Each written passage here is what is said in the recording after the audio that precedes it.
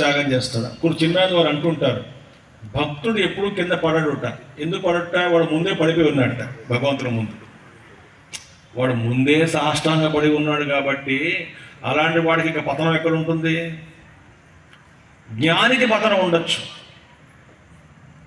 ఎందుకంటే ఈ జ్ఞానము, జాగ్రత్త వినండి, ఈ జ్ఞానం అనేటువంటిది ఉత్కృష్టమైనటువంటి జ్ఞానము, ఉత్కృష్టమైన భక్తి రెండు ఒకటే. అందుకే జ్ఞానోత్తర భక్తి అంటాం. కపోల్ మహారాజ్ పాప ఆయన గంభీరంగా ఉంటారు, పరమజ్ఞాని, శాస్త్రజ్ఞుడు, మహాపండితుడు, మహానుభావుడు.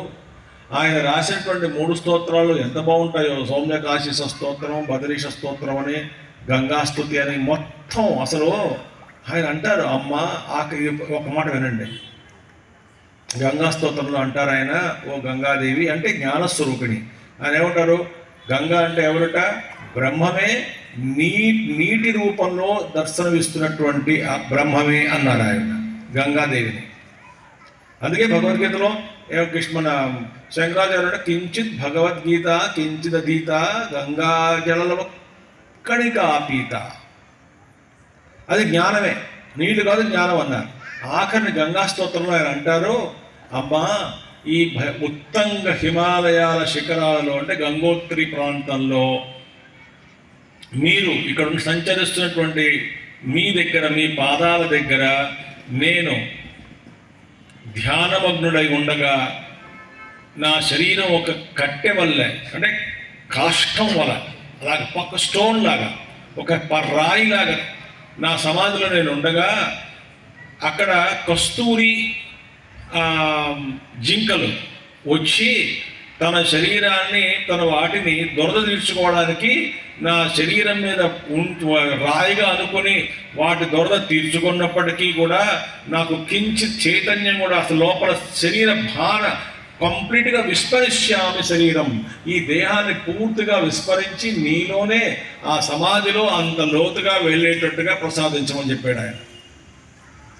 కస్తూరి హిరణం వచ్చుట శరీరాన్ని రగులుకున్నా నాకు అసలు చైతన్యం లేదంటే శరీరం యొక్క స్పృహ లేకుండా నాలో నేను అనంత చైతన్యం కలిసిపోయి అందులో ఉంటాను, అటువంటి దివ్యమైనటువంటి సమాధిని ప్రసాదించు తల్లి అంటున్నాడు ఆయన.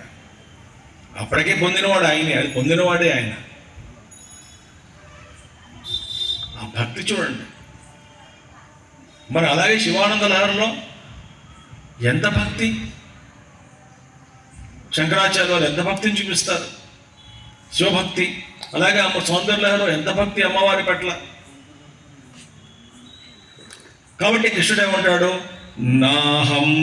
నాహం వేదైర్న తపసా నదానేన చ ఈజ్యయా శక్యా ఏవం విధో ద్రష్టువానసి మాం యథా.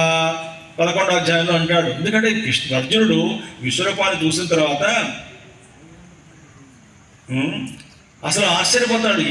ఏమిటి స్వరూపం ఏమిటి, ఎవరు తెలుసుకుంటాడు అంటే ఆయన కృష్ణుడు అంటాడు, నన్ను వేదం ద్వారా కానీ, తపస్సు ద్వారా కానీ, దానం వల్ల కానీ, యజ్ఞయాగాది కర్మల ద్వారా కానీ ఈ విధంగా ఎవరు దర్శనం చేసుకోలేరు. ఏ విధంగా? ఈ విశ్వరూప దర్శనం అనేటువంటిది కలగాలి అంటే కేవలం భక్తి ద్వారానే సాధ్యము.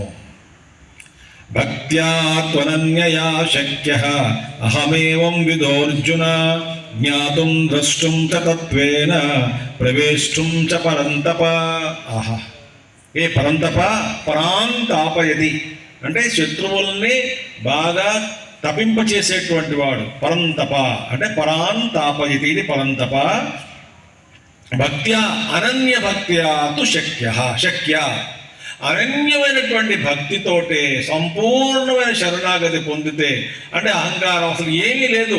త్వమేవాహం త్వమేవ నాహం అంతే, నేను లేను నువ్వే ఉన్నావు అని పూర్తిగా శరణొచ్చినటువంటి వాడికి ఇటువంటి ఈ యొక్క విశ్వరూప సందర్శనం తెలుసుకొనుట, జ్ఞాతం ద్రష్టం అంటే దర్శనం చేసుకోవడం, తత్వేన ప్రవేశించ ఆ తత్వంలోకి నేనే నువ్వు, నువ్వే నేను అని పూర్తిగా, అంటే ఏ విధంగా అయితే ఉప్పుతో చేయబడినటువంటి బొమ్మ సాగరంలో ప్రవేశించి సాగరం అయిపోతుందో, ఆ విధంగా తత్వం ద్వారానే తత్వేన జ్ఞాతుం ద్రష్టుం తత్వేన ప్రవేశం చ హే పరంతప ప్రవేశం చ.